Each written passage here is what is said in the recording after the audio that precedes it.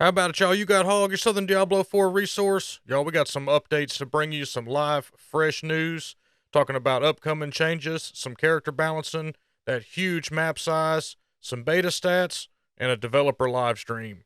Let's check it out.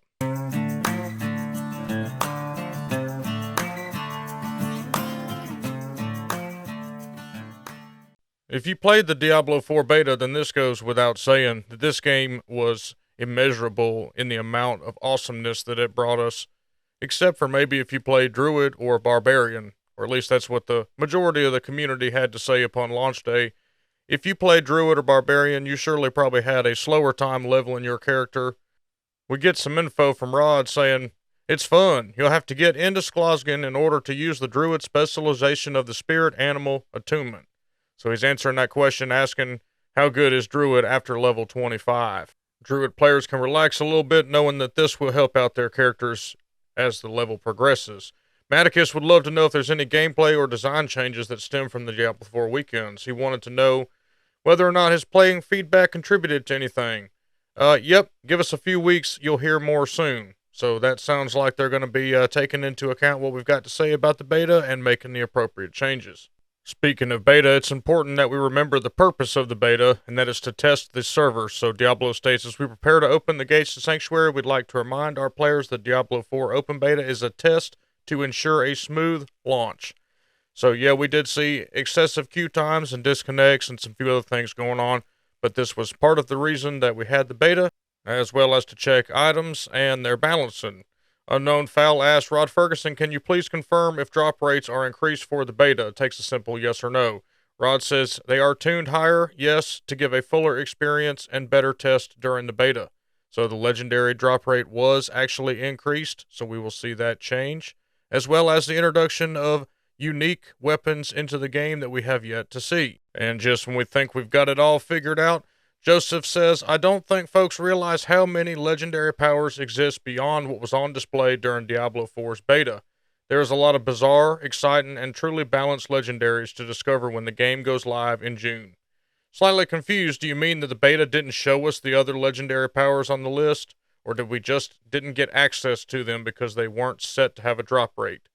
The Codex of Power contains less than half of all possible legendary powers that can be found in Diablo 4. Plenty more legendary powers can be found later in the game experience. This adds a twist on the end game and what we thought we knew up to this point in time. There's been some conversation around skill intensity, and Daniel Briggs answers this, yes, this is still in the game. The beta is limited to level 25. There is a ton of additional content, especially at higher world tiers. Your skill intensity is based on your skill points and legendary affixes for that skill. The total rank that a skill can get to includes plus 5 points you can spend onto your skill tree before you cap out, plus 6 from plus skill point affix, plus 3 from a plus skill category affix, or plus 4 from extremely rare. Modifying the size of a skill can come from many different sources. Skill points for certain skills, legendary items, legendary paragon nodes, and glyphs. Blizzard released a little touch of what else we can expect with the map size. What you see in black there is what we actually got to play during the Diablo 4 open beta, and the surrounding area is everything else that we get to play once the game launches on June 6th. So we will get to experience a massive open world full of all kind of new dungeons and in-game content. The devs dropped some unbelievable stats from the open beta. Check that out. 61 million hours played. 2.6 million wolf packs earned. That means there was 2.6 million characters that got to 25. Player deaths by Ashava, 10 million. And the most played classes, of course, were Sorcerer and Necromancer. The Butcher died 500,000 times, and the players were butchered by the Butcher 1.7 million times. Absolutely amazing.